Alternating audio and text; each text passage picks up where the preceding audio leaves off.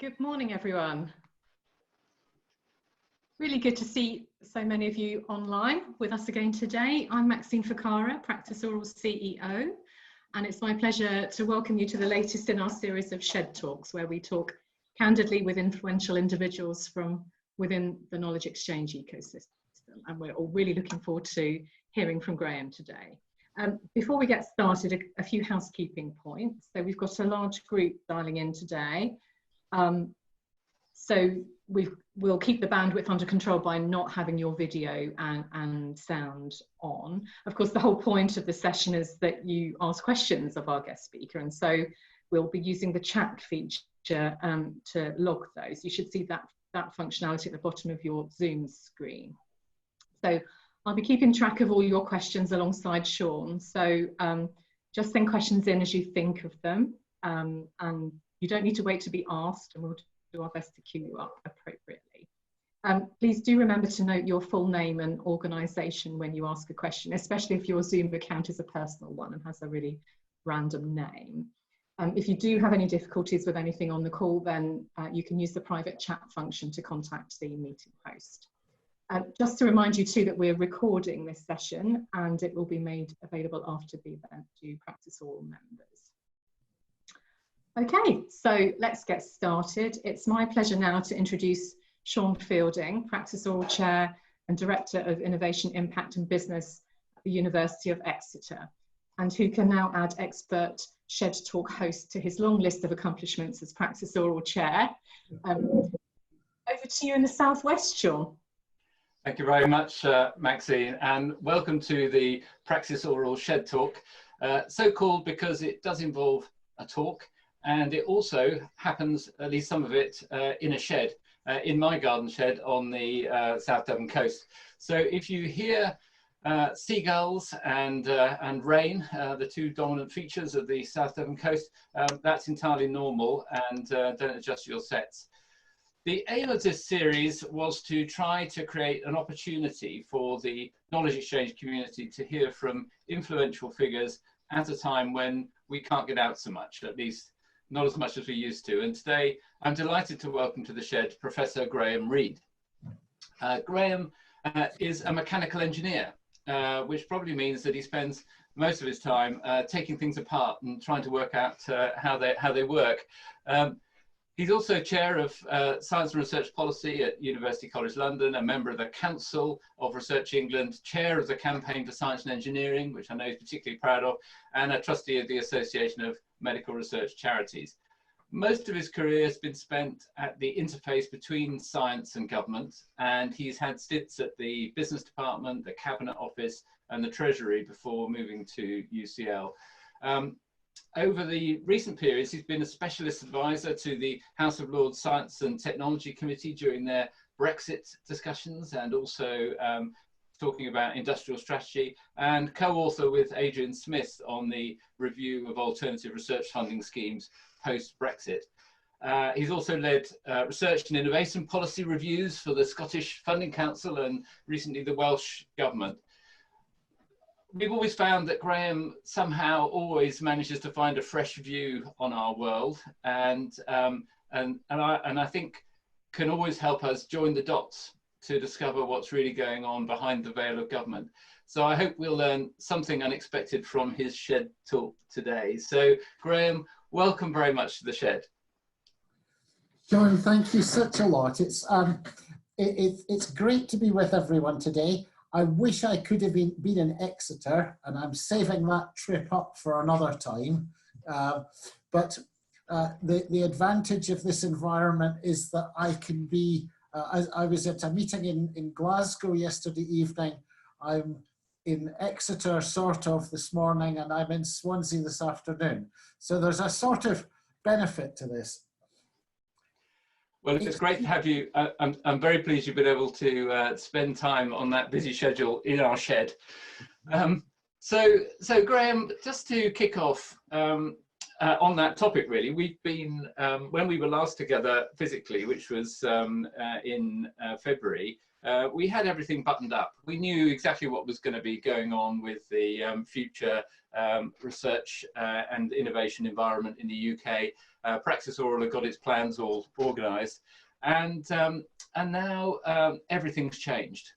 And I wonder if you can give us some reflections on what you think that means for the UK research and the knowledge exchange system. Has everything changed? Well, it feels that way, but let's just step back a moment. I think some things have changed, but other things have not. Let's look at three things that are persistent features of our landscape. First of all, the UK has got a very strong research base. It really doesn't much matter which way you do the analysis. The UK has a stonkingly prominent and strong place in global research and innovation. But the other persistent feature is that we also have really striking regional disparities in wealth and opportunity. And although governments talk about it a lot, the disparities persist. And the other thing that has not changed is that we've left the European Union. We don't know yet what that means in practical terms, but we do know that we've left. On the other hand, I could point to three things that have changed and have changed just in the last couple of months. First of all, demand for products and services in some business sectors has just fallen off a cliff. And it is inevitable that firms in these sectors will try to save money by cutting R&D investment and cutting all other forms of expenditure that are not absolutely core to this month's business. The threat to income, to university income from student fees from overseas has really shone a light on the problems of universities undertaking research that is funded at less than the full economic cost of the work. We've all known this was a problem. We've kind of muddled through and it's all been okay. Now it's not so clear that it's going to be okay for universities to accept collaborations and research contracts that don't cover their costs. And finally, you cannot profile of science in public discourse. We've got a chief scientific advisor who's on television many times a week, and a chief medical officer who's on television many times a week. What's maybe less obvious is that what they are talking about is usually knowledge exchange. Actually, what's going on in these daily broadcasts that Boris Johnson and cabinet ministers have settled into is that we're talking about knowledge exchange between the research community, the business community, and the health service. And wouldn't it be wonderful if before all this is over, we could manage to get knowledge exchange acknowledged? I'll stop there. I think, I take two things from that. One is there's a new definition of greatness, which is stonkingly, which we could use in any of our statistical measures now. And the second is this question of the role of universities in doing something positive. Seems to us, I mean, when we were looking at this as directors of knowledge exchange, thinking surely now people understand. They understand the point of this knowledge exchange thing because we're actually getting out there and making some things happen. So it feels as if we've got a significant amount of action going on supporting the COVID situation. And we've got all these, we're doing all those great things, but we've got all those challenges that you talked about for the university system. So we're then going to the country and saying, wouldn't it be a good idea to try and support us in that? But it seems as if universities aren't really as popular as we think we might be or should be. What do you think are the, and there are still questions of ministers and the press and others about universities not dealing with things effectively, not managing students effectively, etc. But what do you think are the most important cards in our armoury to kind of turn that around? We thought we'd done enough because our scientists were doing fantastic things with new vaccines and all kinds of other things, but it doesn't feel quite enough. What do you think the key cards are in our armoury? Well, Sean, I think you're putting your finger on this strange paradox that we're living with at the moment, where the government, it appears, loves students and loves academics and doesn't love the universities that provide a home for them all. And it's all a bit weird. But okay, so what weapons are in our armoury or tools in our toolbox, whatever? First of all, I think universities need to try to take more control of the narrative. We hear a lot about the impact of science. We don't hear so much about the impact of universities. I think that universities in the UK have a geographic distribution that is more or less right. I mean, if you started with a blank sheet of paper and said, where shall we put our universities? You would end up kind of where we are now. Universities are often one of the largest economic actors in their region. And collectively, as we've said, they are a really prominent part of the UK's place in the world. There's one of the things that the UK can be immensely proud of. And yet the narrative gets consumed with all sorts of trivia, frankly. And I think that universities have, after successive beatings in the Daily Mail or whatever, universities have just become a bit timid. And I think that they can kind of rediscover their own boldness. What do you think that would be? What would be the bold card that we pull out that was the most effective for government, do you think, for your previous ministers that you were dealing with? What do they want to hear from us? I think we have to decide who we're trying to persuade. I'm struck by how seldom universities get mentioned by name when talking about scientific advances. They do get mentioned, but they tend to get mentioned once when the advance gets mentioned many times. And so I think that it would be quite forgivable if some members of the audience didn't realise that the science was being done in a university. And so I think I would start with some really pretty basic stuff about making the connection between the good news and the university. And I don't think we should assume that that is recognised universally. I just don't think it is. In the same way that I don't think it's universally recognised that the science costs money. We cannot imagine why that isn't obvious. It's not obvious. You know, when we watch science programmes on TV and sort of just get pleasure from the fact that somebody out there understands these things, we don't recognise that this has been funded by government somewhere. Mm. So I'd be promoting, just as I said earlier, can't we get a bit more profile for knowledge exchange? I think we need to get a bit more profile for universities. And probably the profile for universities would be profile for the kinds of things that we're doing, because that's the thing that most people are interested in.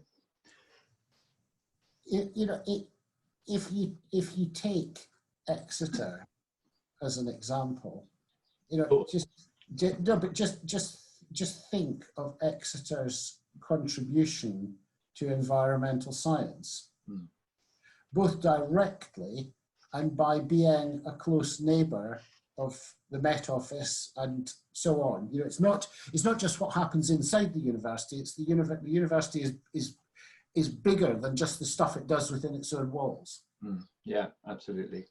So one of the things that we're focused on a lot in our world is building those strong connections with businesses to make something happen, build a partnership, take something out, make something happen. And we've been very focused on the industrial strategy and all the government focus on that. And of course the 2.4% challenge, which would require significant investment from industry in that to make it work. It all seems to have gone a bit quiet. Is the industrial strategy still a thing? Is there another big idea brewing? Is ARPA gonna take, be the next thing? Forget industrial strategy, do ARPA? I mean, these are good questions, and if you find out the answers, I hope you'll let me know. I'm relying on you, Graeme. So if we just pick these off one at a time, I think it's probably worth separating out the language from the agenda. So is there an industrial strategy, if you like, in capital letters? Well, I've seen pretty well no mention of it since Greg Clark left Bayes. Is there a microeconomic strategy in which business is deeply involved? Yes. And you can see the business secretaries chairing round table meetings at the moment that are looking at endless lists of questions about how government and business can best work together as we start to rebuild the economy and society. So I think there is still a strategy involving government and industry. How does it relate to the glossy brochures that Greg Clark produced? Less clear. ARPA, well, I was struck by when I look at government announcements, I find myself more interested in what is missing than what is included, because usually you can anticipate what they're going to say, but it's what they don't say that's the really interesting bit. And when Bayes published the allocation of the research and innovation budget 2 or 3 weeks ago, announcing I was about to say a stonkingly big increase, but I'd better use a different adjective. No, it's definitely a unit of resource. If stonking is going to be used for excellence, in that case we'll need something else for just big. Anyway, it's a 20% increase for this year alone. ARPA, absolutely missing. On the other hand, I gather that there's a team of officials who, at least a few months ago, were responsible for ARPA delivery. So it's not clear to me where ARPA's going. I think that it could take shape in a way that would be really helpful and could add to the diversity of research and innovation funding in the UK, not be a sort of fleeting political fancy, but be something that plugs a gap. The ARPA name is it really is a bit unfortunate, because this is not going to mimic the US ARPA models for defense or energy or homeland security or anything else. It's going to be its own thing. And for it to continually be tested against a reference point in the US Department of Defense seems rather unfortunate to me. Yeah, I think it's a target they'll find it hard. They'll find it hard to meet, I think. So if the next big idea isn't ARPA, or if ARPA is somewhere, a range of things, is there big new feeling, a big new strand of thinking happening, or are we still seeing 2.4% an industrial strategy underpinning the existing thinking? So, you know, I think the 2.4% thing is another area where, you know, we might want to separate the headline from the agenda. There is a risk that we meet the 2.4% objective by shrinking GDP rather than expanding research. Yeah. And no one could have foreseen, you know, I mean, I know that's sort of a flippant thing to say, but it's actually, it was never for a moment foreseen. On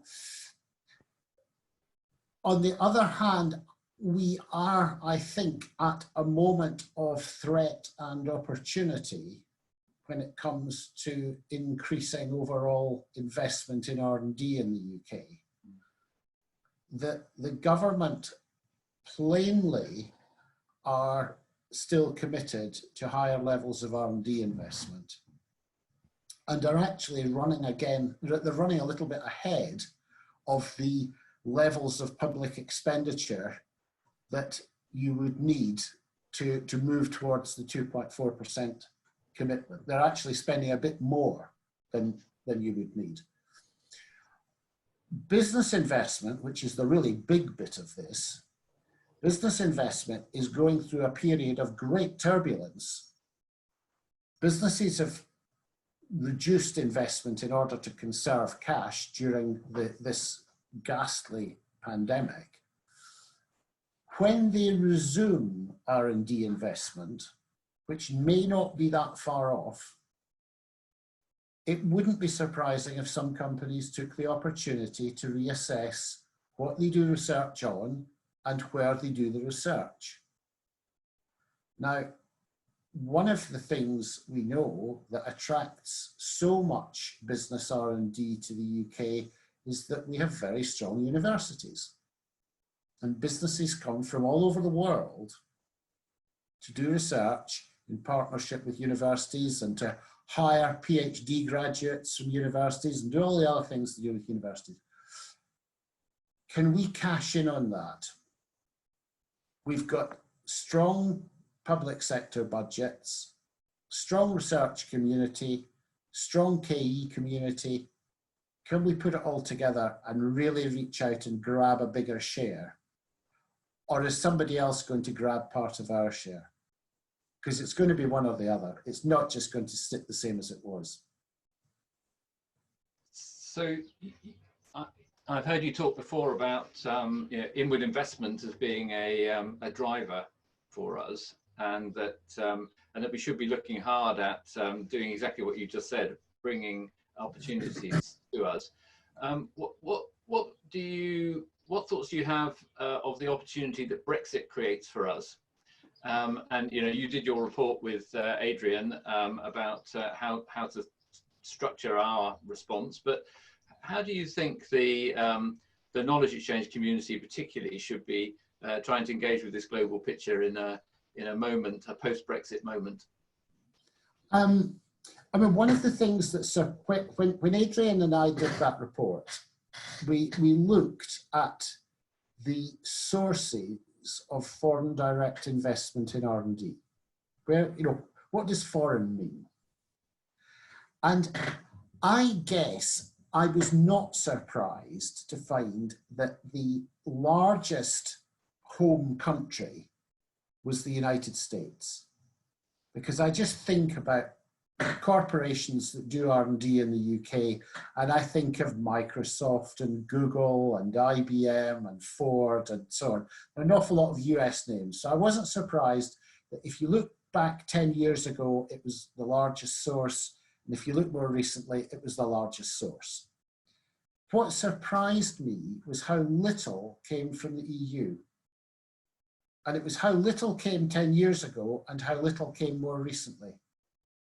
I was expecting the EU to be kind of rubbing shoulders with the United States, and it just wasn't like that.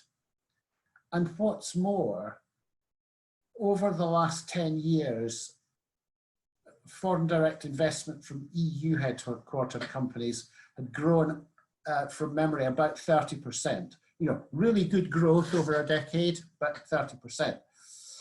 It was the rest of the world. It was the non-US, non-EU rest of the world. That was where the action was.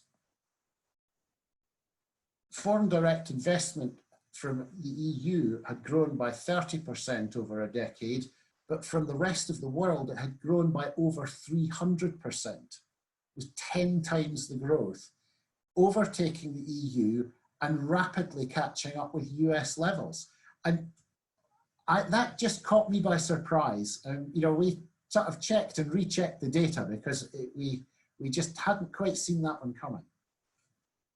So that tells you something about where knowledge exchange people should be casting an eye. There's, I mean, if part of the agenda is to build relationships with the world's biggest R&D investors, then an increasing number of these come from the Indian subcontinent and the Asia Pacific region. So it's global Britain for us. That's the focus for us, and you've had the challenge there in the KE community. I see that Tom Hockaday has posted a question, and I'll come back to that later, Tom. So don't worry about that. So we've just been talking about the international position, and we need to think about how we take advantage of the shifts that are going on internationally. And we know that well over half of the R&D from business that goes on in the UK is happening, is being paid for by international companies. If you did that kind of analysis about regional engagement, of course, by and large, you'd find that the financial return was didn't compare with those international opportunities. But of course, you touched on it earlier, the whole levelling up agenda becoming more and more important. I wonder, and there are drivers for this, aren't there? Drivers for levelling up, which aren't just about economic income for universities. But I wonder if you had thoughts about what was happening with levelling up as an idea. It was a big idea, and now we're all in our bedrooms or our sheds, and everyone's it doesn't seem quite so focused on it now. Is levelling up a bit last government now? No, I think I'm going to keep on trying to separate headlines from substance. Levelling up keeps on finding a new name. You know, it used to be called the place agenda. Now it's been called regional development. It's been called the place agenda. It's called levelling up. It keeps finding a new name, and underneath the new name, the challenge remains really unaltered. We've got persistent differences in economic productivity, health and social outcomes, GDP, all of them woven together, and there have been some large and, it would appear, unsuccessful attempts to remedy this. I find the causes of failure are repeated. We seem to do the same thing and it goes wrong for the same reasons. And so we try it again and find we get the same result. So we've been running, for well over 20 years, we've been running a succession of experiments that have demonstrated, highly repeatable data in how not to do it. We've done two things wrong over and over again.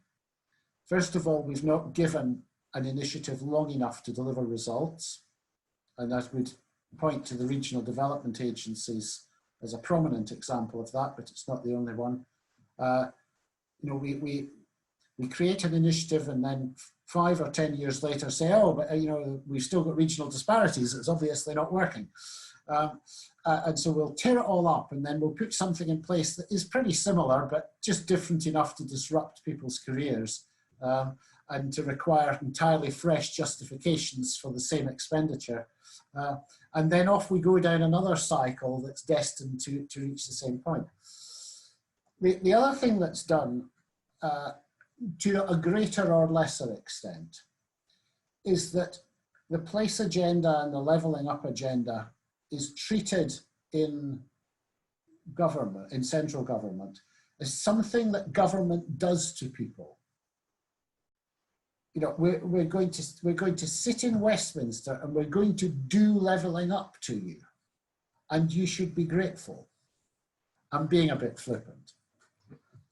Actually, levelling up is something that is done in regions, and there will be certain ways in which the government can empower and support regions to do their own levelling up. I think that government should be a facilitator and a mentor and be able to cross-fertilise good practice where it doesn't cross-fertilise already. But government shouldn't be doing levelling up. Government should be making it possible for people in regions and places and cities and rural districts to do levelling up. I realise that I'm probably in a minority of one with that view, but I can't shake it. Well, I think I know a number of our members would certainly feel that when it comes to regional coordination, it often falls on them. Quite apart from it not being a good idea for the government to do it, the universities are ending up taking a coordinating role in quite a lot of the regional activity. In fact, we heard from Newcastle, Sunderland, Northumbria were coordinating the manufacturing of PPE for all of the region.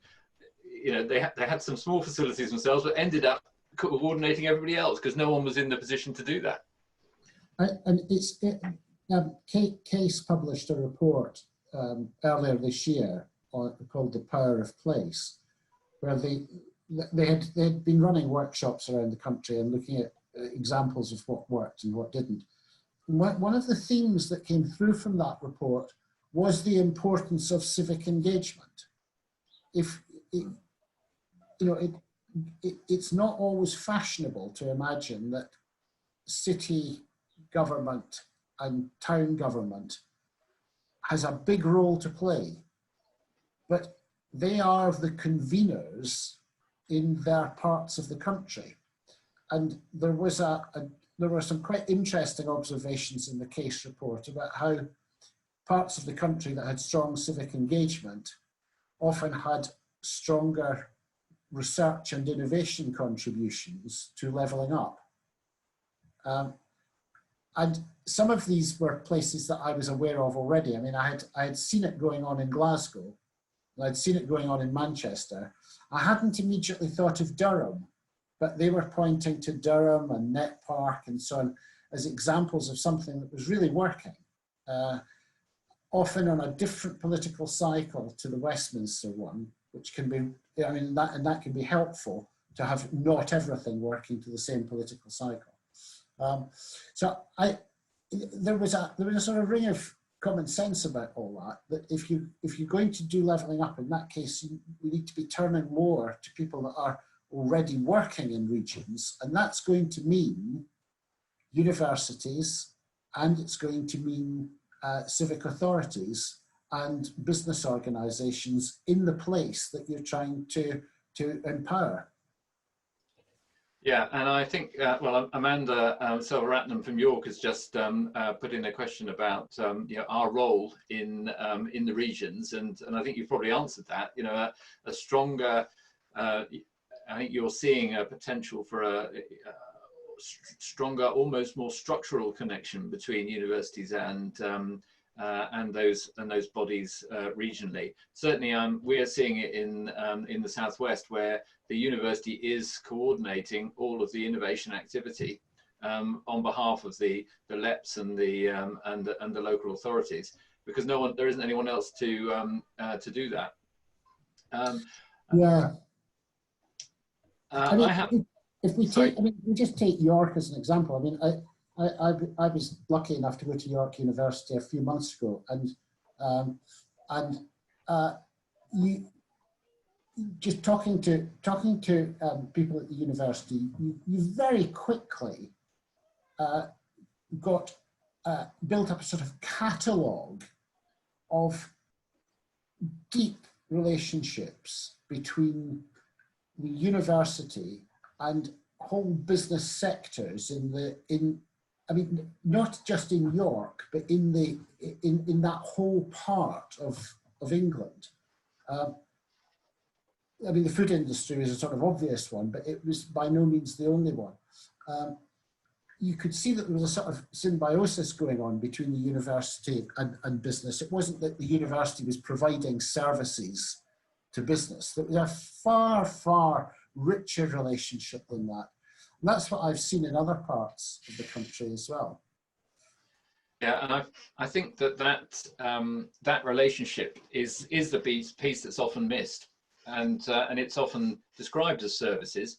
But actually, I think if you talk to a number of people in the knowledge exchange community, they'll tell you that that's what they're spending a lot of their time on. It's organising, helping the regions to organise and become more effective for innovation and R&D. There was a question from Dan Bloomfield down in Cornwall about the question of relocation of government departments, for example, and what difference does that make? Should we be trying to drive some of that through the levelling up agenda? And I think certainly in Exeter, the move of the Met Office to the city, made a huge change, and the university was heavily involved in that process of lobbying and engaging. But are you seeing further moves from Whitehall departments to send their teams out into the provinces? I think, Sean, I mentioned to you that one of the things that I've done during lockdown is to read the collected volume of Yes Minister episodes, and one of the things that I'd forgotten about actually was Sir Humphrey Appleby's first rule of public administration, which is that the less you intend to do about something, the more you should talk about it. And certainly on that benchmark, we shouldn't. I mean, relocation gets talked about a lot. Relocating a government department is actually, it's pretty difficult for all sorts of reasons. But if you get it right, in that case, it can make a difference. And I mean, the Met Office in Exeter is one. There's the Intellectual Property Office and the Trademarks Office and the Driver and Vehicle Licensing Agency all around the sort of Newport area, around the South Wales area. They can make a difference. There's no question. But I think some of the media coverage would make you think that this is just a sort of flick of a switch thing. I mean, why don't we get all this done next week? The challenge of relocation, the question of what it is that's being relocated. Are you relocating all the staff? Or are you really relocating the functions but planning to hire hundreds of new staff that somehow have acquired this expertise? These are non-trivial issues. So when I hear some of the chatter of this as a quick fix, I think, oh, I'm not convinced. But if you can pick the right thing and relocate it for the right reason, in that case, you'll diversify the government machine, which is a good thing. you expand your reach into the labour market, which is a good thing.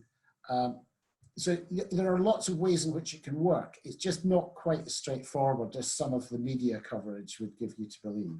Yeah, absolutely. And I just wanted to alert everybody that the primary school that's next to my shed has now released its children for playtime. So if we hear some murdering in the background, that's what it is. I was going to move off regional things and and on to other things altogether. But there's a question from Nikki Matthews about the R&D spend from industry and how you see that changing, and you touched on it a bit at the beginning in terms of the shape of industries. We've seen generally across the system, we seem to be busier than we were. Significant, particularly with the high-tech, high-growth businesses trying to develop new ideas and technologies. But there clearly are some areas where there's less opportunity for R&D going on at the moment, and I suppose aerospace is a prime one. Are you seeing things happening? Are you seeing the picture nationally emerging of where you think the things are likely to change? What will be different and what will look similar in the R&D industry landscape?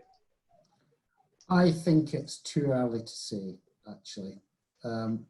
I think that we've got some industries, I mean, Sean, you just mentioned aerospace. I think the oil and gas sector is going through a difficult time, which is only partly related to COVID and partly related to the behaviour of major oil and gas suppliers around the world. On the other hand, the tech industry has enjoyed a boom. I don't know about you, I hadn't heard of Zoom until about 3 months ago. It's now my best friend. I think that there are going to be companies that we've not heard of that benefit enormously from this. If I add that up and think, okay, so what's coming down the pipe for the knowledge exchange community, I think that there are going to be there are going to be industry sectors that don't have a strong history of working with universities, that may now be approachable because they are facing fresh pressures and fresh opportunities, and the right engagement with the right university at the right time could draw them into the community in a way that they maybe wouldn't have expected before. It is too early to say, but you know, we have all experienced this extraordinary world of remote working. We are doing things that I have spent years telling people was just not possible. You can't have an effective meeting online because you just don't get the personal chemistry and so on. Yet here we are. What does that mean for university business relations? Does the notion that local companies are somehow more accessible than more distant ones, is that going to break down in some ways? In which case, does that mean that companies in the southwest of England no longer think of Exeter as their home university, and they're just as happy going to Dundee or going to Belfast? I don't know. I think some of that's going to be down to the behaviour of the knowledge exchange community. So does that mean knowledge exchange professionals are going to spend more time outside region than they used to? I don't know. Yeah, I think there was some research that was done a while ago that we're trying to work out the kind of key points to success of small business working with a university, and they couldn't find any, as I recall, apart from one, which was a correlation of failure, and it was primarily, if you were working with your local university, it was more likely to fail. Mainly because they clearly hadn't, put the effort in to look at, where the proper research should be for their, or expertise could be for their problem. Mindful of time, because we want to end promptly in this session, can we move on to something which is a sort of constant bugbear, which is this government fascination on spinouts. So why, they're in the end, a tiny part of the total kind of outcome for of universities often.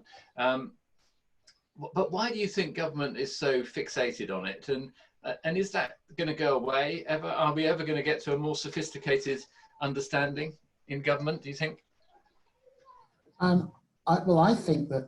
I think it's not just government that's fixated on it. I mean, I think that if you talk to anyone about the relationship between universities and the economy, then the concept of spinning out a new business, which then grows into a global colossus, is such a compelling image that it tends to squeeze out reality. It becomes reality because it's such a compelling idea.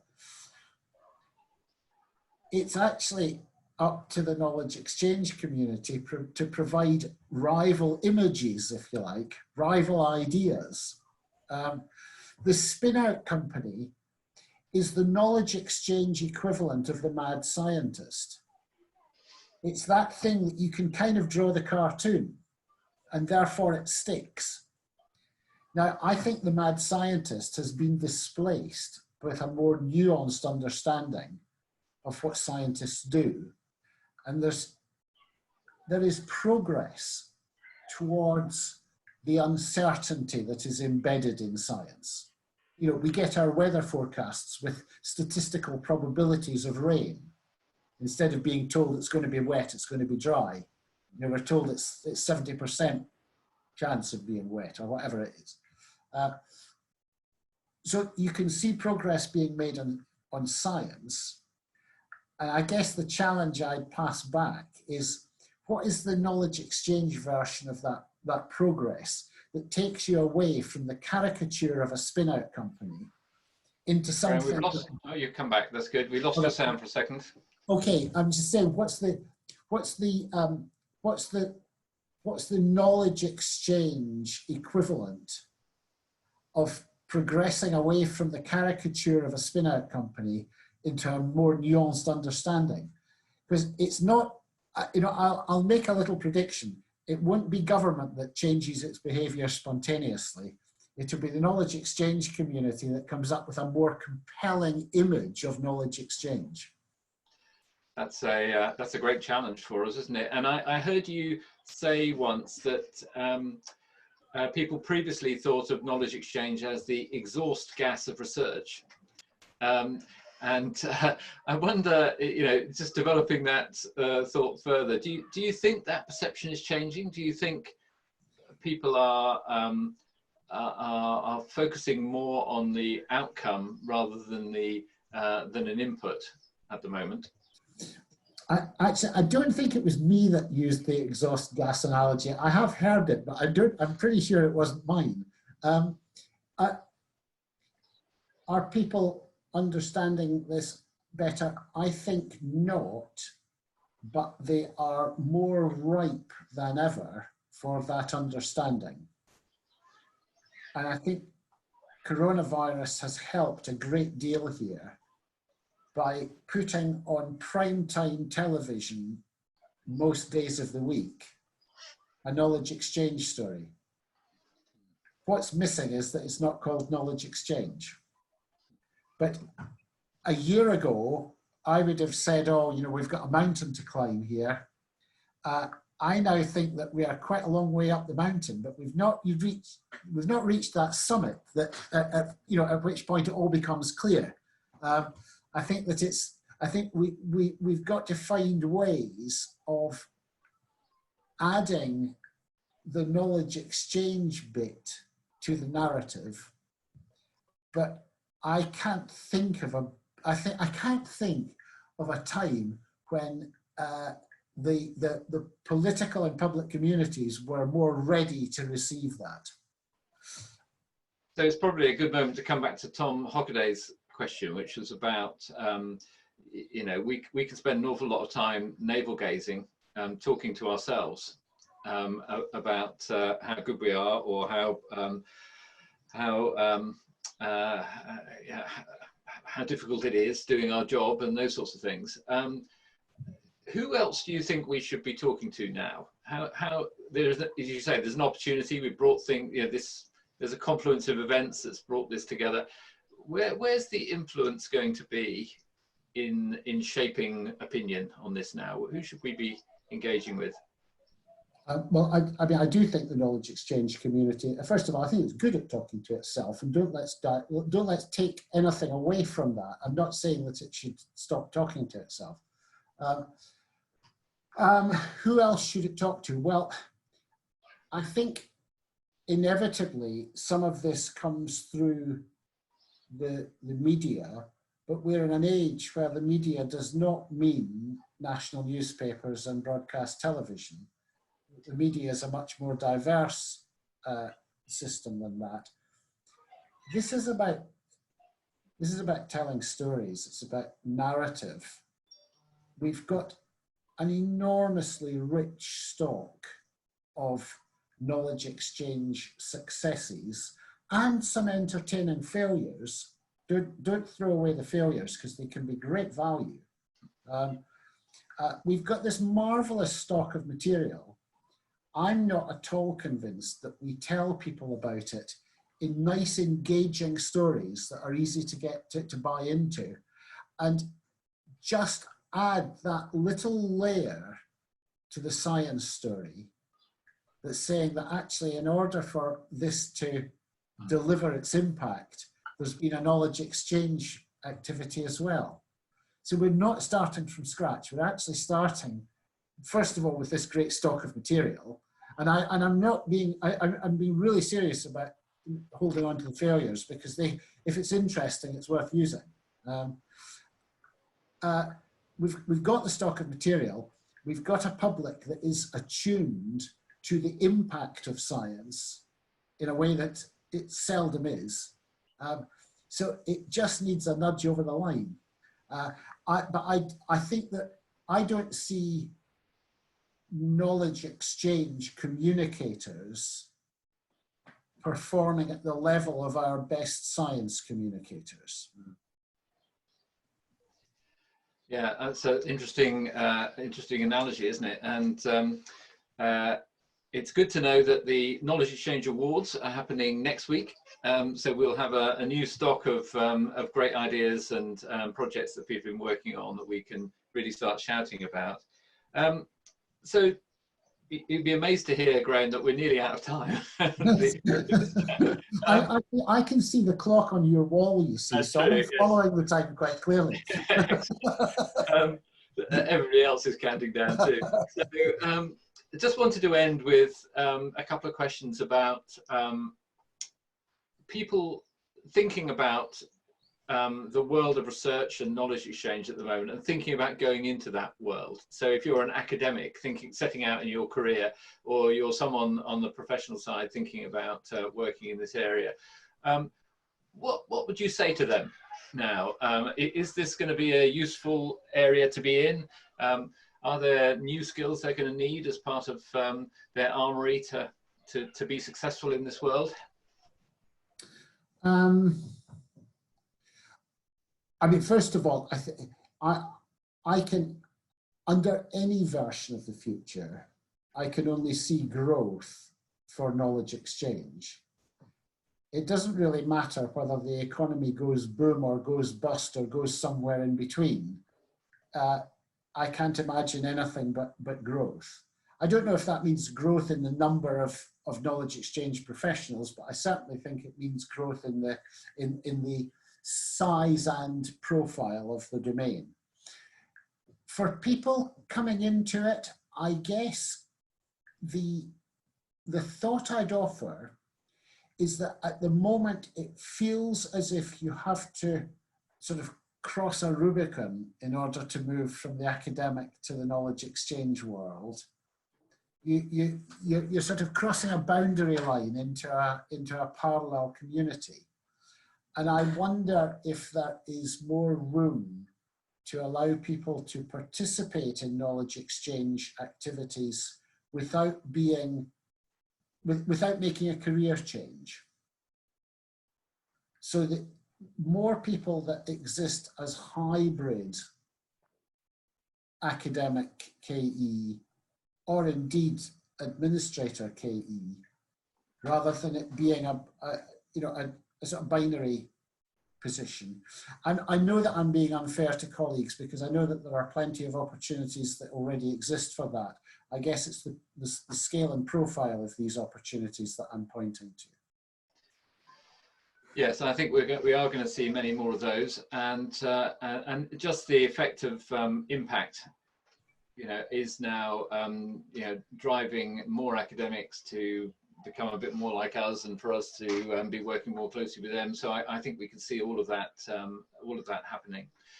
So Graeme, I think we should draw it to a close now, and I'd just like to thank you on behalf of the community for your fabulous responses to this. It's an odd kind of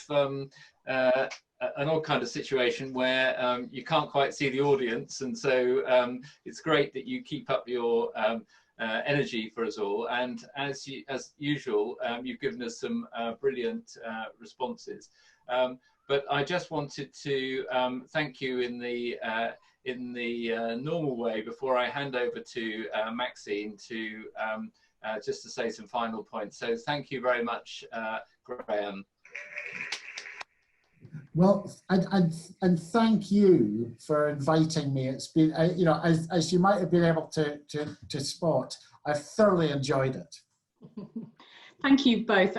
Absolutely thought-provoking discussion as always, Graeme. Thank you, and to Sean for his excellent chairing.